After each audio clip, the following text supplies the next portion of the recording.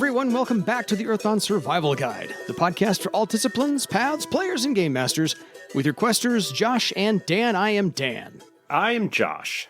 And on today's podcast, we will be discussing all things nautical once again, because we're going to go through episode 3 of our Serpent River deep dive onto House Syrtis. Deep dive. Puns. I'm very full of puns. So if you have any questions for us about anything, please contact us at edsgpodcast@gmail.com. But first, we have a couple of emails to get through, so we are going to talk about a few things quizzical. So we're going to handle Josh's brain fog and see what we can pick out of this here, like little nits. This one comes from K. Scott Rowe. Hey, Dan and Josh. Still loving the podcast. Still. That's a good thing. I like Good to hear. I hope you are enjoying it too. We have our days. I'm kidding. We actually are enjoying this immensely. We're still doing it, so we must. Josh is forcing me. I'm kidding. My players are working through a module which I won't name because of spoilers. While preparing for this module, I came up with a couple of questions. 1. The climbing talent reads that movement is either up or down, but a character can move laterally, and if so, by how much? For example, imagine a character needs to cross a lava pit inside a stone room. Could they climb the side wall laterally to get to the other side? Or should this ability be left to a climbing knack? I don't think there's anything wrong with allowing lateral movement with the climbing talent, and I would use the same movement rate that the talent normally provides. Yeah, it's just being careful not to fall off. So I think rock climbers will weigh in on this one a whole lot more than me. But I agree entirely because it's... Yeah. Yeah, it doesn't seem to be something that would require the development of a knack. Yeah, that's not going to break the game. Sorry. It's not a problem. Go proceed, as you will. Question number 2. The third circle wizard spell, Levitate, reads that a 2-yard radius of force is what actually raises or lowers characters and objects. Is this radius adjustable? For example, could a wizard raise or lower someone in a well that has a radius less than 2 yards? I would say yes. I didn't look at the actual spell description. Hold on. Levitate. Extra threads can increase the area of effect, or the radius of the platform. I would say that, yes, if you wanted to decrease the amount of space that it covers, I would certainly allow that in a game. And alteration requires the extra thread. Sure. Yeah, I don't know if somebody wanted to reduce the area that it covered, that I would require the extra thread. I mean, obviously, if you wanted to increase it, then you need that because that's in the rules as written. But I wouldn't have a problem. Oh, I want to levitate somebody out of this well. Too narrow. Sorry, the well is too small, so your levitate platform isn't going to work. That's just being persnickety and a dick move. Yeah, I'm going to go with that. Again, in a game that I was running, I would allow that. Yeah. It shouldn't be a major plot point, in my view, but that's just me. As it happens, my players skipped both of these portions of the module, so my questions are now purely academic. Thanks, K. Scott. They're good questions. Made me laugh. We're all good there. All right, following. This one's from Ben. Hi, chaps. I'm wondering if I should put an accent behind this now, and I'm going to skip that part. No, don't. No. Josh hates it when I do that. I don't hate it, but it's not necessary. It's not necessary, no. I really wanted to email you guys to say how much I've enjoyed listening to your podcast, accents or not. I discovered it about 8 weeks ago and have been blitzing it every day, either on my way to or from work, while I'm walking the dog or painting my minis. It's really stoked me up to read more of the Earthbound lore and weave it into my game. I've especially enjoyed listening to Dan recite the Legends stories and Josh's one-shot Tales from the Omniverse. I've had a game running with my group for a year or so now, and they're currently at 4th and 5th circle after working their way up from 1st. Rightfully so. I've based my game in the Wastes and redesigned a lot of the pre-gen monsters, giving them a Wastes mask. Will you be producing any further material on the Wastes? Also, I'd love to hear a podcast of one of your games, Dan, or maybe a game where both of you are involved. Anyway, keep this going as long as you can. Regards, Ben from across the pond in London. Thank you, Ben. There is not currently anything planned or in development to do more about the Wastes. No particular reason for it. It's one of those areas that, rather than having a dedicated book, I mean, it's already got some info on it in the Elven Nations source book.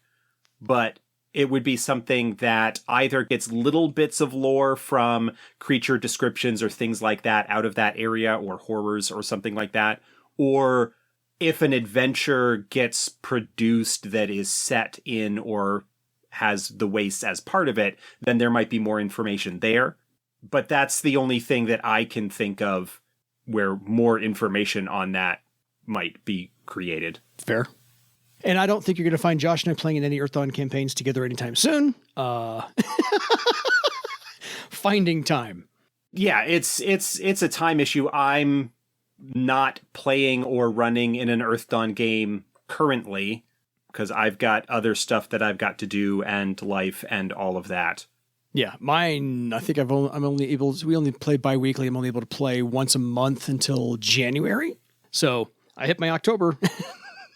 I only got 2 more sessions until January, so I gotta eke those out. But otherwise, yes, my group is not the prettiest. We shouldn't be on YouTube at all. So I guarantee. One of those things. Next, we have an email from, I think, a new listener, Saint Bless. Hello, Josh and Dan. Great podcast show, great energy, and I love the spirits in the 4th Earthdawn edition. Seriously, who thinks of this stuff? Great work. To answer that, it is mostly Morgan. The spirit descriptions and whatnot were him running with the notion that I had of doing more for spirits in terms of personality and descriptions and style, rather than just having them as modifiable stat blocks. Fair enough. So a collaborative effort from Josh and Morgan. Yes. Questions for the podcast show. Is the great dragon Janari Maker the great dragon Elfbane's brother? Okay, hang on. Janari Maker is something I've never heard of. Okay, this is a deep cut. Janari Maker is referenced exactly one time in the Theran Empire sourcebook. In the Vasgothia chapter, the narrator of a section or of that whole chapter is captured by Earthswallower, a dragon in that area, and then is given an errand to travel to Marak, quote, with a message for someone she called Janari Maker. That's it. That's the reference. It's not actually clear that Janari Maker is a great dragon. I mean, it's a fair assumption to make, but given that Janari Maker is in Marak, I do not think that it is Elfbane's brother. I imagine that that's thinking of Lofwyr, because Elfbane is Alame's, people have been looking for Lofwyr in Earthdawn since Alame's was described. No, Janari Maker, as far as I am aware and concerned, is not Elfbane's brother, Alame's brother, Lofwyr, or any other relation to them as far as I can tell. But that's the only reference, and that's it. And I say no, but if you want it to be, beyond it's your game. Go for it. Second question. For elves, blood elves, elf dragons that take the great dragon Icewing's life-extending potion that King Varulus got during the Scourge, would that make them great elves? No, because the great elves do not have the way that they are because of the potion. Fair. I'm not sure the exact mechanism. It's not something that's ever been revealed, but the fact that the dragons did something with them, it is presumed that the immortal elves are dragonkin and that they are immortal because of that, but there could potentially have been some other dragon thing that was done to them, but it is one that is transferable.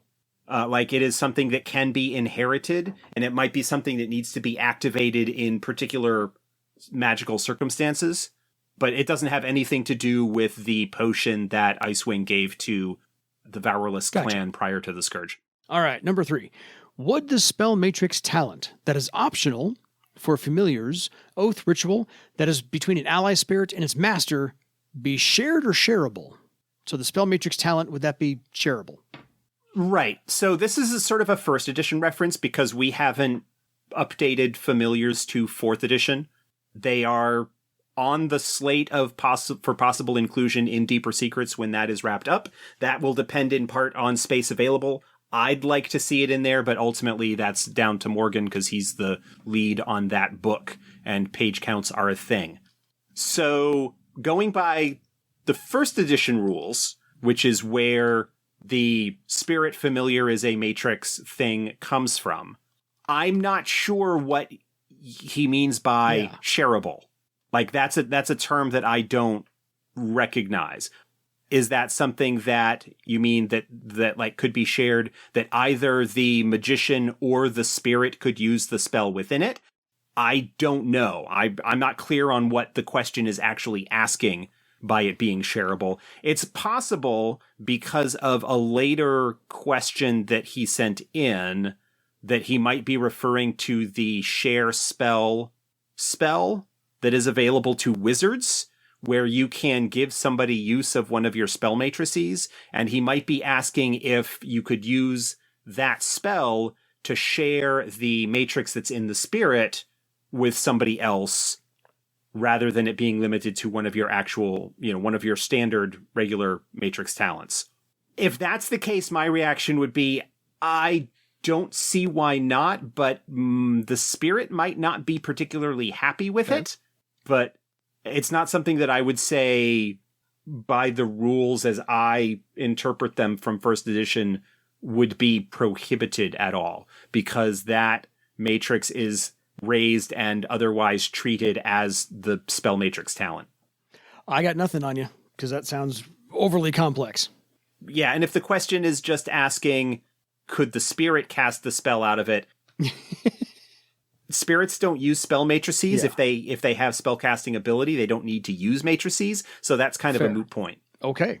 Thank you, one and all, for emailing us. First time, second time, fifth time, I don't care. Please keep them coming. So feel free to reach us at edsgpodcast@gmail.com. And now, I do want to say one other thing real quickly. Yeah. Stefan, Saint Blessed, sent us like 5 emails. Appreciate the enthusiasm. A lot of the stuff that's in there is just, hey, here are my characters. I think he's looking for a game group. Check out the links in the show notes for the West Marches. If that's something that you can get into, that's a sort of drop-in kind of availability scheduling thing for people. But yeah, a lot of those emails, it was kind of great to look at them, but it's not, we're not going to read all of that stuff. That would be like an entire episode just on its own because of the amount of stuff that was sent. It was cool, but we've only got so much time. Appreciate the enthusiasm. Keep them coming. When something's airworthy, we'll get to it.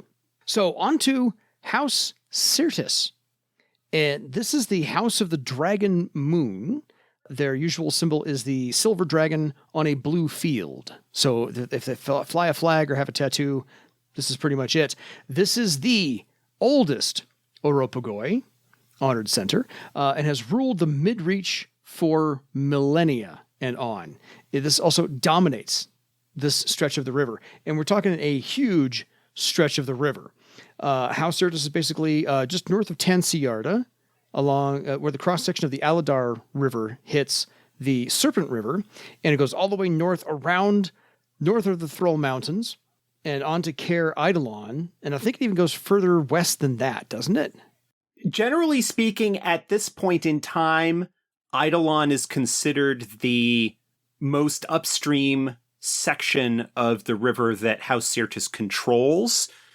The area between Eidolon and Lake Vors is contested between Syrtis and Ishkarat at this point.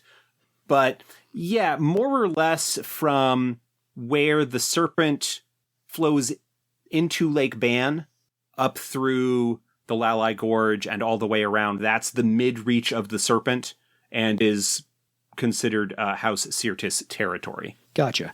Yeah, this is House Syrtis is only slightly younger than the establishment of the Elven Court, to give anybody any idea how old House Syrtis is. This was founded by a bunch of Tiskrang villages of the Lalai Gorge. They all banded together, and this is a very long legend. If you have the Serpent River source book, this is a very long legend of the courtship of Sinope, which led to Ypandal giving the Tiskrang the fire engine. Yeah.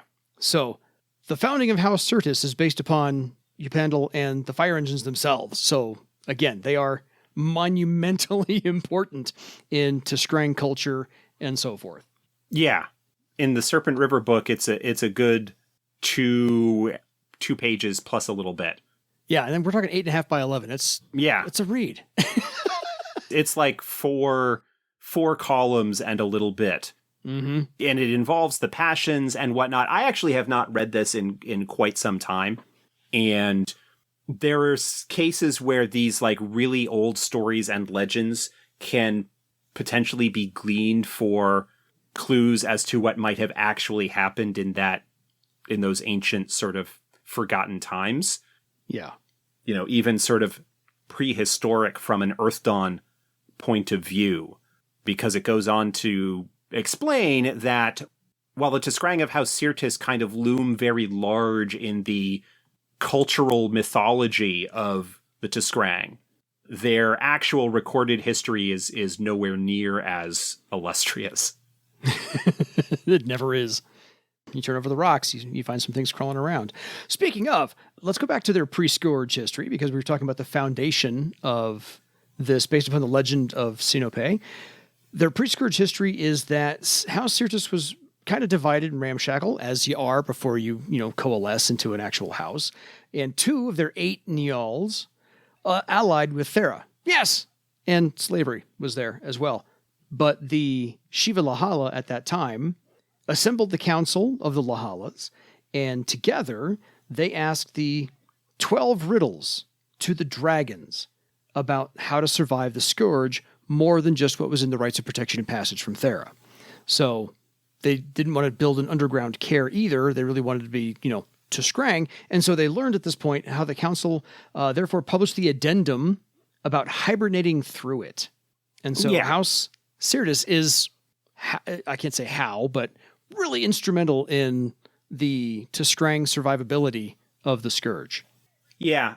One of the key features of House Syrtis is that while they are sort of very old and were established by, as was the case with both the Katention and Vistriman aropagoi as well, the alliance of nearby, Tiskrang villages that were nearby each other, House Syrtis apparently has this long-standing history of the various noble houses amongst them of feuding and intersinine squabbles and whatnot, that while they are sort of united as an aropagoi, the different houses like to try and one-up each other and gain advantages and stuff like that. And so what was really kind of going on with regards to the 2 of the foundations that kind of supported Theran slaving were sort of like punitive slaving raids against the elves of Wormwood and that area up there because of the long-standing rivalry between the elves and the Tiskrang, which we talked about a little bit back in the Vistriman episode. Yeah. But there was a lot of that sort of piracy and whatnot that was going on, and the Orichalcomores just in general was a case of everybody kind of fighting and taking advantage, doing what they could to try and take advantage of other powers in the area, and the Therans kind of let it happen as long as it didn't interfere with the flow of resources to the Empire. Yeah. But House Syrtis was involved in the thing that resulted in the hibernation ritual that was added on to the rites of protection and passage. Mm-hmm. So that was sort of like a whole thing. Totally. The interesting thing about the actual Scourge history is that the Horrors took a special interest in the Cliff City, which is where House Syrtis is basically home base, essentially. It's their foundation. The Shivalahala personally fought off 6 different horror breaches, fought 6 different horrors, of course, died every single time and passed on their memories to the new Shivalahala, because that's how you do it. Kind of like the Vulcan mind meld, and that's the hand-waving I'm going to do on how that actually works, because Josh has infinitely more information about how that actually works. But because she died all 6 times... it's not clear that she died each time. Fair. What happened is that the Shivalahala was fighting off horrors, and the results of that did end up killing her. and sort of impressed these psychological scars on her. Oh, yeah. And resulted in this kind of mental fracturing that was because of the memories that get passed on through the Lahala lines that were sort of getting passed on to her successors post-Scourge. Yeah, the scars got passed on as well. So it's like having, multiple layers of PTSD passed on to the next recipient. So they have to live with something they didn't necessarily experience personally, but they have the memories thereof. So it kind of began to fracture the shivalahala, which we'll get to in a minute or so. So because of all this, House Syrtis was a little slow to recover from the Scourge, and therefore they didn't have the resources and the whereabouts and the military capability to help out with the Theran War, first one. And so they kind of maintained a neutrality or a neutral stance about it, which didn't exactly make them friends with the Verilus clan. Yeah, well, or with Thrall in general. I mean, yeah, your river goes right north of the Thrall Mountains, and yeah, we're not going to help you a whole lot. But that's one of those things. Yeah. House at Syrtis is sort of typified by this notion of various feuding noble houses amongst them and this supposedly great, long-standing historic aropagoi that was responsible for, like, they were the ones that were gifted the fire engine. All of this stuff that's going on, but is now this declining, disarrayed, sort of squabbling. I mean, what it talks about in the book is that because of the mental damage that the shivalahala suffered, and through her inability to bring everybody together in the wake of the Scourge, the various foundations did not meet very often. And so there's a lot of everybody for themselves approach. It's very like petty, very potentially Game of Thrones kind of everybody for themselves. If you're looking for a much more sort of politically charged game, or a lot of skullduggery and cloak and dagger and different houses and rivalries and stuff, that's what you'll find with House Syrtis in terms of a Tiskrang house. We kind of talked about Contention being this sort of enemy, antagonist, bad guy Tiskrang faction. House Vestrimen as sort of the counterpart to them of being a good guy faction, strongly allied with Thrall, strongly unified, a very powerful, probably the most powerful aropagoi, certainly from an economic standpoint, on the river network. House Syrtis being this once great house now in decline and squabbling amongst themselves and having issues with their leadership, not being able to wrangle everybody together. It is a near thing of there being foundations within House Syrtis that are more in line with the Theran objectives, and the same ones that were involved in the raiding and piracy against Wormwood before the Scourge were accused by Thrall of working with Thera to try and find the underground river passage into Thrall that Vestrimen was using to get supplies to them. Syrtis as a whole not getting involved, sort of not really taking a stand or a position in the Thrall-Thera conflict. And just generally, like, they're in some ways a lot more complex politically, but also kind of not great because they're all sort of inward focused and selfish and squabbling amongst themselves, when they had, at least in the past, according to legend, they had this great potential and were the first aropagoi and are in some ways kind of the fount from which the rest of Tiskrang culture sprung. Had this... The degree to which that is true, of course, is left up to yourself to decide. But that's sort of the image that they had this importance and this significant portion of the culture that they contributed to. To Josh's point, it's the they helped develop, by gleaning information from the dragons, how to survive the Scourge and hibernation.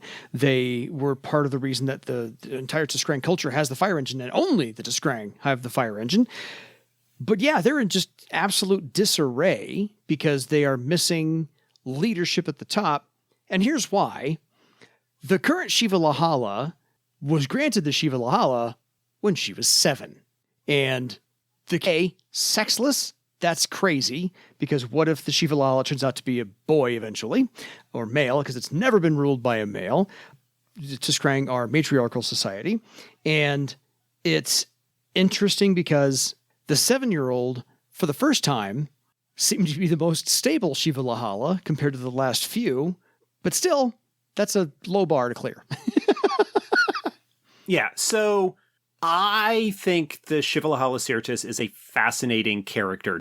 Not just the totally. present day incarnation of her, but just the story. And I was flipping the pages and I found where you had the thought about dying multiple times. It's in the shivalahala Syrtis write-up, not in the history write-up. The shivalahala confronted each horror, each time surviving the confrontation just long enough to pass her ancestral memories on to a new one. Potato, potato. During the last of the 6 battles, a horror corrupted the shivalahala's warp astral space spell so that its effect remained permanent. Since that time, the results of magic have become unpredictable within 50 yards of the shivalahala Syrtis except for her own. That corruption also affected her traditional resistance to the aging process, usually bestowed during the initiation into the ancestral memories. Since that time, the resistance has been gradually eroding. The last shivalahala Syrtis, so prior to the current one, lived only 10 years after receiving the gift. The shivalahala Syrtis is also known as the prophetess and is very highly regarded amongst Tiskrang society at large, not just within House Syrtis. The pilgrimage route, which I don't know that we've actually talked about. Geography thing. Yeah. For another thing.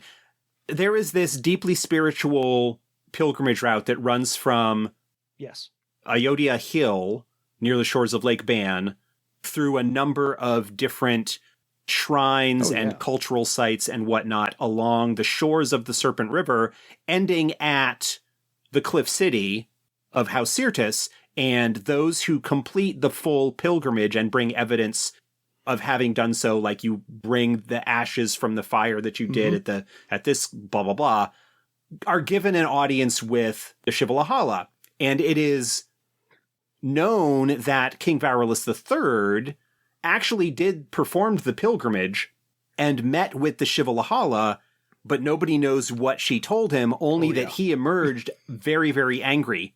And that was it. My guess is that the shivalahala probably told him, perhaps cryptically, but told him of what was going to be coming down the line with regards to the arrival of the Triumph and his death and all of the sort of subsequent events that were going to take place over the next few years. That's my guess. That sort of makes the most sense. But nobody actually knows what was said. The current shivalahala Syrtis, at the time that the original Serpent River book was written, was a child, had not gone through Kaisa yet, and so had not expressed any kind of sexual characteristics.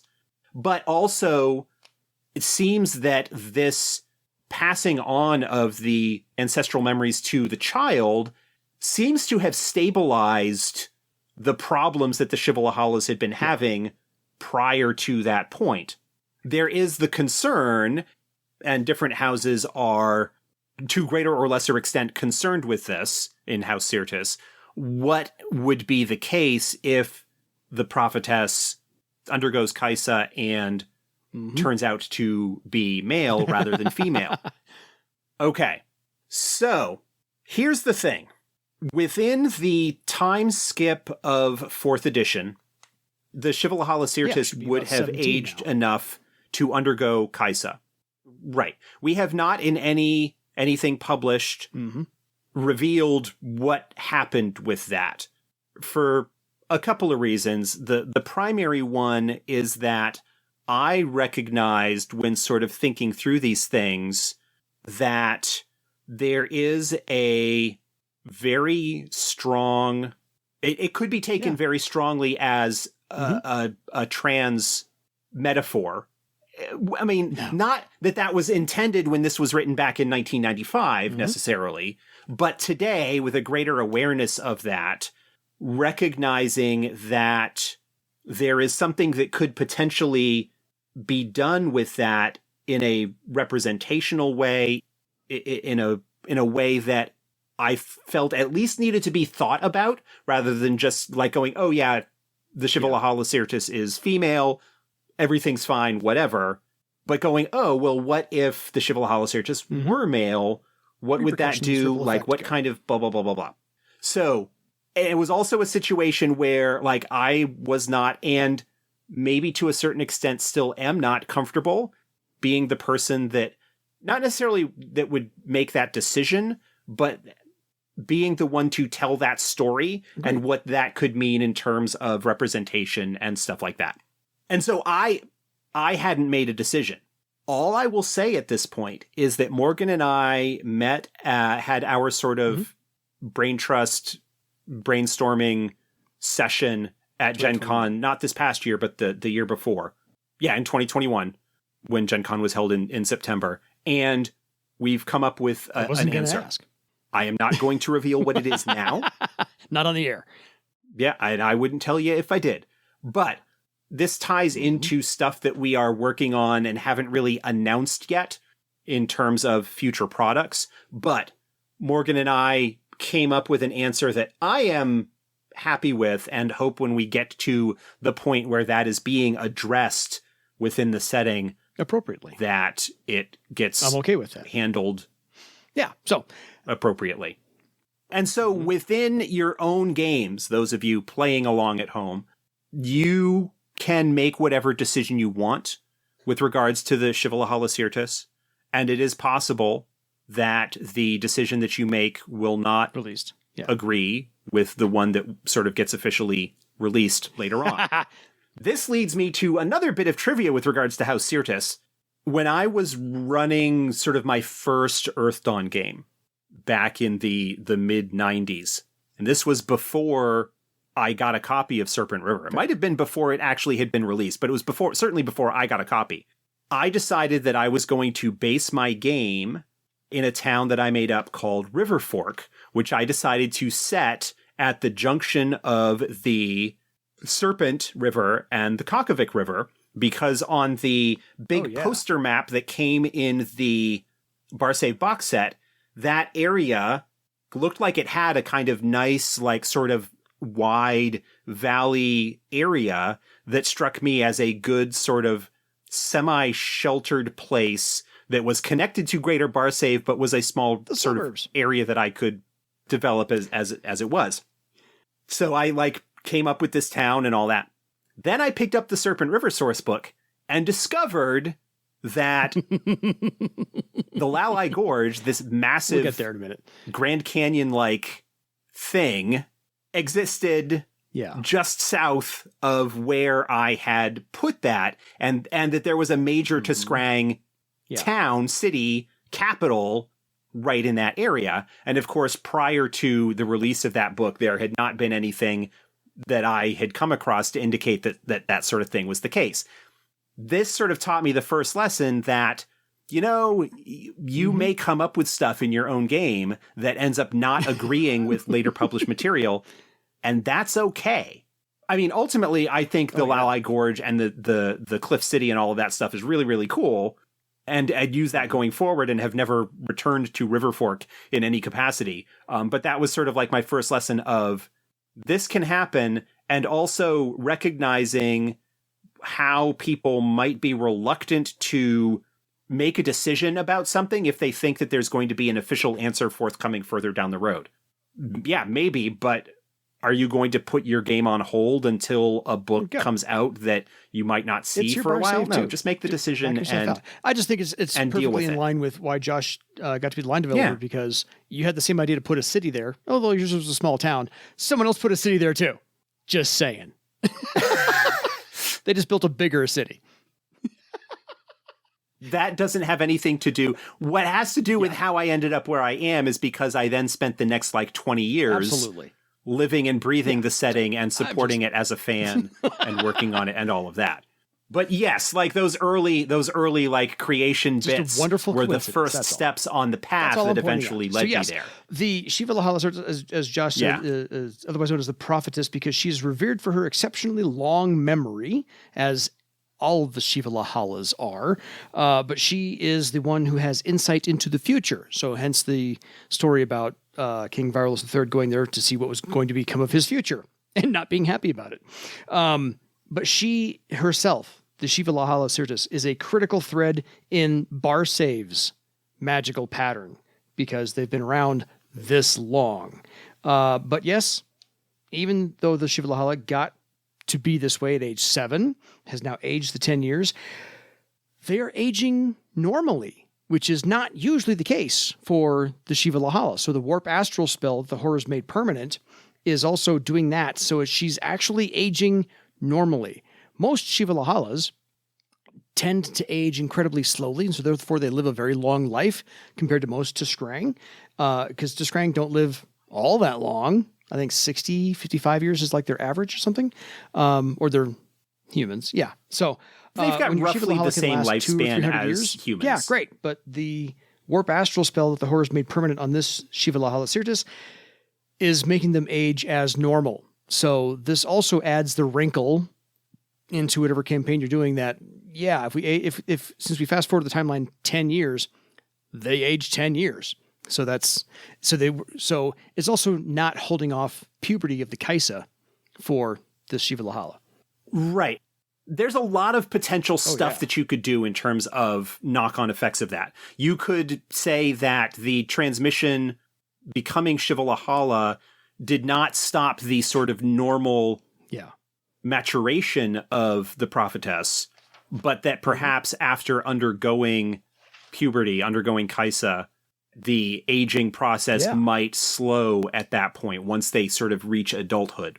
Mm-hmm. So that's one way that you could take it. You could take it the way you're talking about, that like, for whatever reason, they are aging normally, and that has potential long-term ramifications when it comes to what that means for House Syrtis going forward.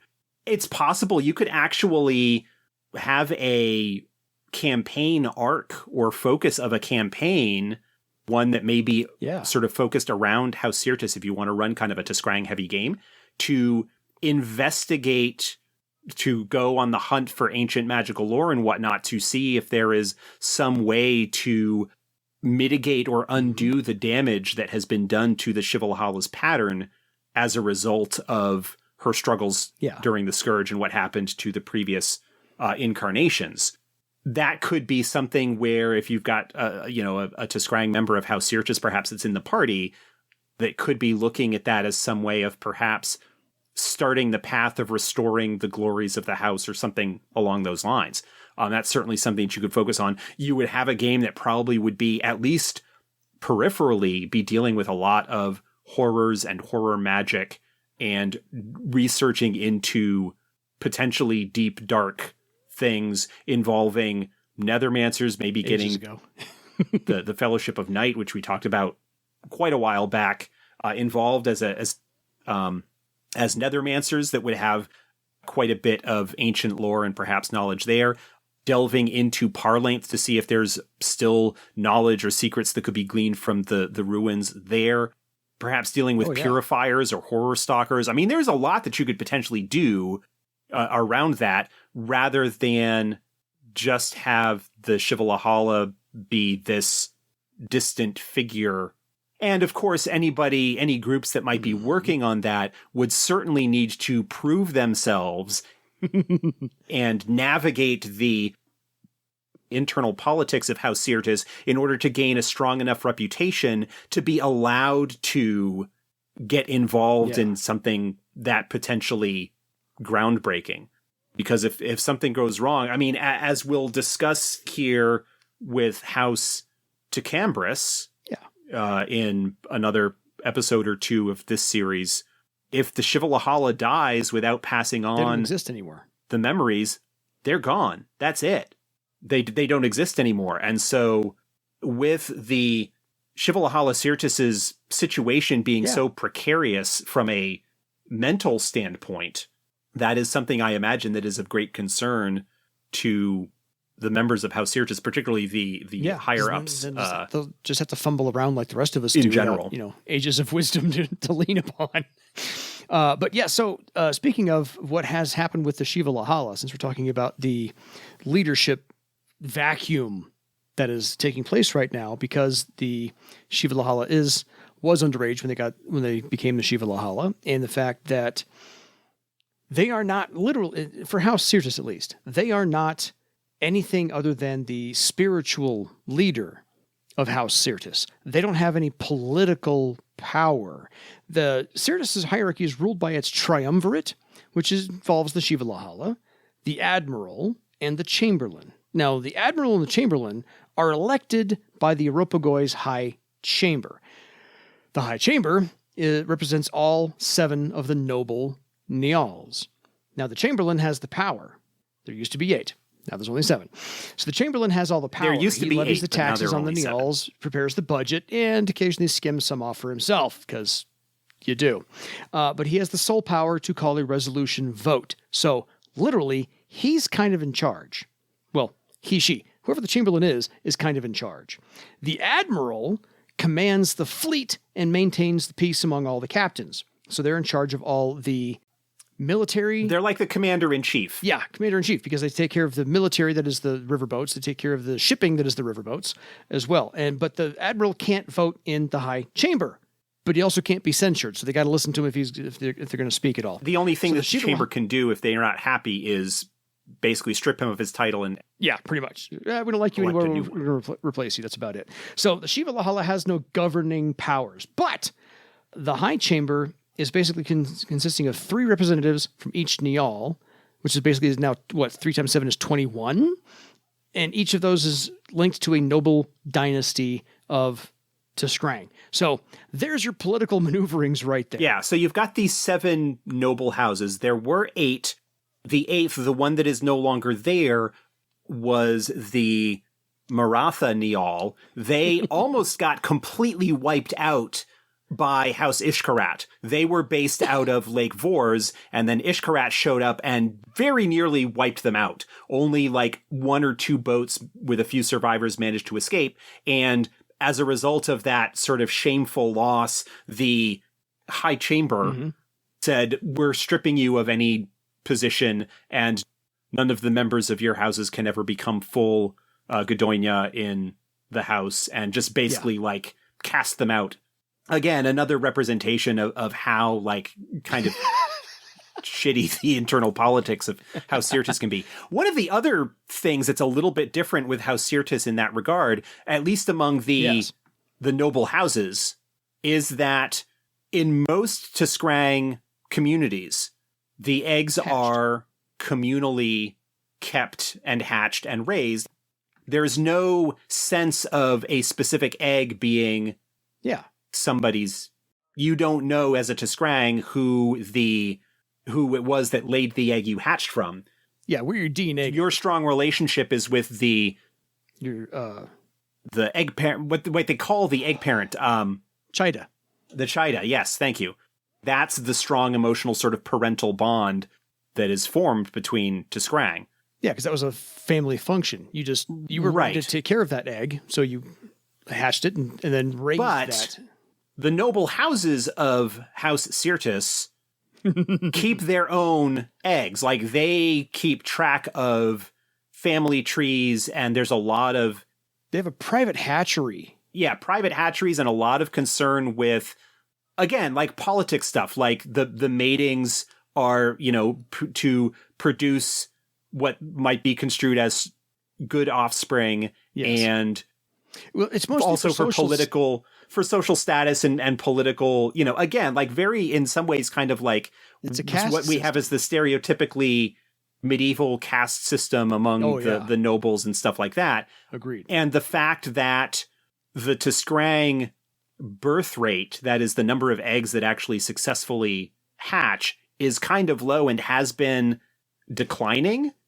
Yep. Means that there is a potential for quite a bit of shame for those nobles who might be expected to carry on the dynasty of their line and not being able to do so. Again, classic, like, feuding noble houses importance of everything that you could deal with there. And so just like a lot of cool potential for social problems and politics and things along those lines. Having eggs be stolen from a hatchery so that you could potentially claim them as your own, and the classic sort of like baby swap kind of storyline thing where you trade good eggs for bad to try and end up in a good position and stuff like that. Oh, yeah. They have the private hatcheries to ensure lineage. They engage in arranged marriages to ensure social rank. And there's 5 ranks, which we are not going to get into because that is just a plate of spaghetti mess to unravel. Because all of this basically is leading to inbreeding. Yeah, like long term, I mean... never turns out well. Look at the 18th and 19th century European... They've been doing this for centuries. Nobility stuff that was going on. So anyway, we talked about the last couple of houses and where their central house is located, just as a little geography point. And I think it's time we get to the Cliff City as well, because we're running short on time. But this is, to Josh's point, he made a city here. Somebody else built a bigger city on top of it. The Cliff City is basically at the bottom of a 3,000-foot gorge. So it's not quite as deep as the Grand Canyon, which is a mile deep. That's 5,200 and some odd feet. This is a 20-foot long, 3,000-foot 20-foot long? In the cities on the south side. So 20 miles long. Okay, I was going to say 20 feet. That's I read feet on one thing and mixed up my numbers. So 3,000 feet 20-mile stretch of miles. 20-mile stretch. The city's on the south side, so really it will never actually see sunlight on top of it. So anybody who's on a balcony or a window in the Cliff City faces north, just so you know. This was a citadel, by the way, during the Scourge. It can, at one point, probably house up to 60,000 Tiskrang, and right now it's only currently holding about a tenth of that, so like 6,000 inhabitants. So it has the feel of a ghost town. Yeah. Kind of. A lot of unused space. It's called out that many of the residents of the Cliff City, when the Scourge was approaching, returned to their home villages rather than be in the Cliff City.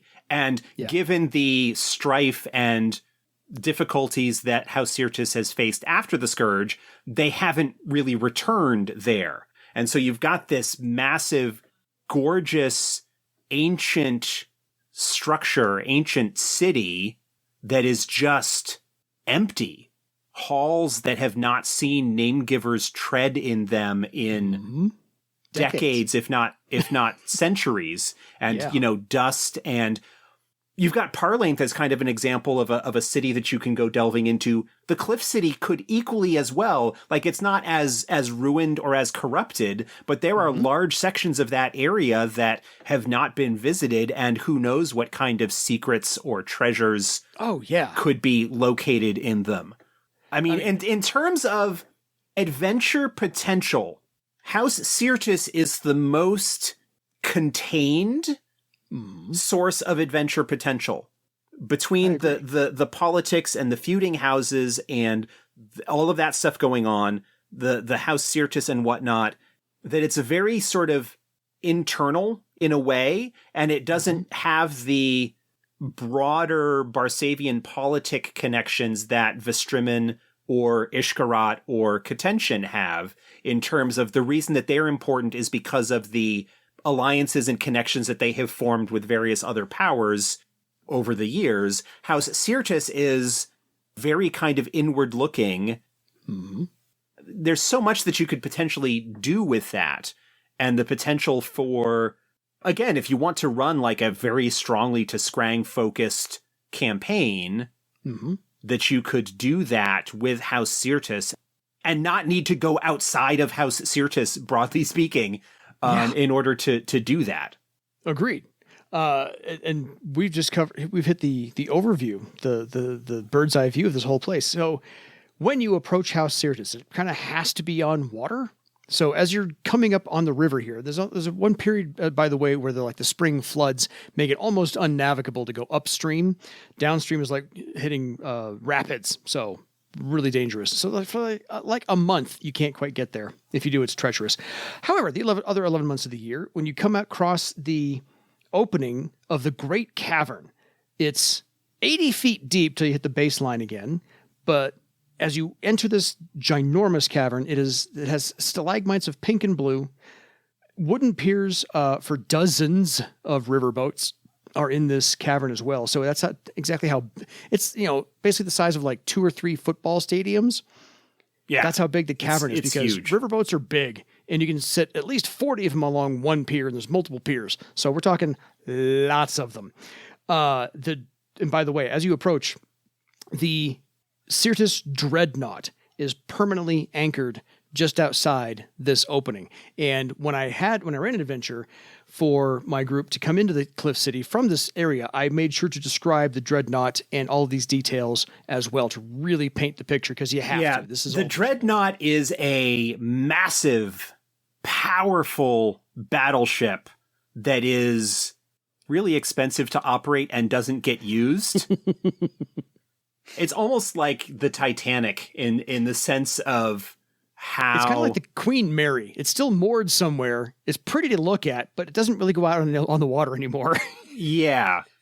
It is the result of a Tiskrang Questor of Upandal who basically went a little overboard in the inspiration from his passion. Mm-hmm. And basically designed it, and the council decided, this would be just the thing to help reassert our dominance of the river. Ran hugely over budget, took 20 years to build, 600 feet long, 250 feet wide, 8 decks, 3 paddle wheels, 4 separate fire engines, unprecedented speeds on its maiden voyage. I know what this is. This is the aquatic version of the Spruce Goose. Yeah. And if you don't know what that is, and then after its maiden voyage, the prince who designed it said, "I'm not satisfied," and went and tinkered and blew himself up with one of the fire engines. They replaced the fire engine, but have never been able to replicate the tuning, like the prince's ability to deal with it. And as a result, it just basically sits there in the cavern. Mm-hmm. The notion is that only a very high ranking Questor of Upandal in the throes of the passion would be able to successfully and somewhat efficiently move it. But it also just consumes so much true fire. It's like ridiculously expensive to operate. It's like yet another kind of sign of the fading decadence of House Syrtis when it comes to stuff. Again, they're just so cool. Oh, yeah. There's so much to do in this place. And we haven't even hit the second floor yet, by the way. Oh, yeah. So just above the Great Cavern, which, again, really huge, is the second level, known as the Hives. This is where the inhabitants are basically servants and workers. So people who work in the city have to go somewhere. This is where they live. And basically, it's called the Hives because of all the constant motion and chatter and noise that the servants and the workers actually make by going to and from where they live. So it's like bees buzzing ish. The third level is basically the main marketplace. So imagine living just below the hustle and bustle of a marketplace. Even though you're surrounded by rock, it shouldn't be a whole lot of noise. The main marketplace in the Hollow, is called the Hollow, is 100 yards wide and sits 500 feet above the river on a balcony. If these visuals are not impressive enough for you, I'm sorry that you just aren't easily impressed. The fourth floor is the Trade Covenant quarters. So people who work in and above the Trade Covenants on the riverboats live here. The Crew Covenant quarters is the fifth level, and that's where the Navy and crew residents are. So all the merchants are the Trade Covenant quarters. I had those reversed. And then the upper levels, yes, there are more levels than that, because again, this is 3,000 feet deep. The upper levels are where the shivalahala, the High Chamber, the court, and all the residences of that court live in lavish lifestyle with a solarium, a theater, a library, you name it, all the amenities are there, because again, this was a citadel during the Scourge. So it had to last 400 years or so, or longer, to house everybody like an enclosed city where you couldn't go anywhere. Best quarantine possible. Yeah, and again, with the idea that the residents there were going to be hibernating during the bulk of that. Agreed. Now, there's one thing on top. As you get to the top of this, because of course there has to be a stop, the cliffside, so where the land actually drops off the cliff face, there is what's known as the upper entrance. Now, this is Nithagi's Door. It is a grand stone arch, 70 feet tall. This is a 2,000-year-old monument, which, by the way, is weathering rather well because it's mostly made of true earth. But it sits literally on the edge of the cliff, so it literally is a doorway to nowhere. If you're on the ground and you go through the doorway, you will fall 3,000 feet into the water. You will probably not survive. But one of those things. It has been used as an execution method in the past. Fair. And during the Scourge, they actually hid the entrance because there is a entrance up there where you can come into the Cliff City from the top, but it's heavily guarded. It's also obscure to find. You really have to approach the entrance to the Cliff City from the water level in the river itself. But there are some other residents of the Cliff City, just to point it out for the last minute or so. The Obsidian of Zirabul. Yeah, these are a mysterious group of obsidian men. Nobody is sure how many there actually are because you don't generally see more than a couple at a time. They repair the stonework around the city. They almost never speak. Yeah.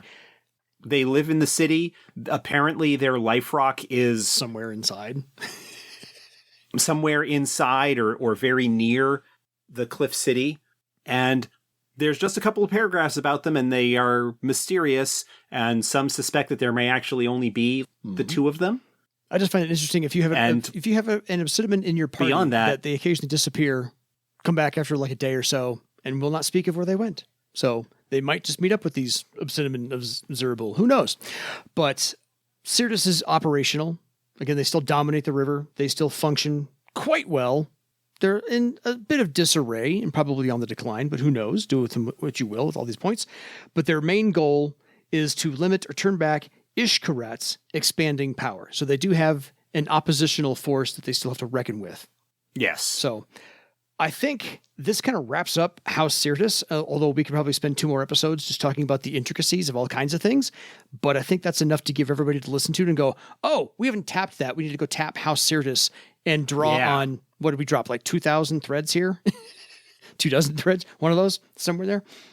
Quite a few. Yeah, so there's plenty here to go play around with. And I think to Josh's point, Parlength and the Floating City are fantastic places to go. But I think the Cliff City is just as ripe for setting many, many adventures. Or if you haven't had your team, your players go through or near the Cliff City, they are missing out. I think you can put a whole bunch of things going on in this place. Yeah, one of the things that's really kind of cool about Barsave as a setting and the work that was done to develop it is the number of really interesting locations that were created for it and how varied those are in a way. And fantastic, like in the sort of like literal sense of the term, in that they sort of express the scale and magic.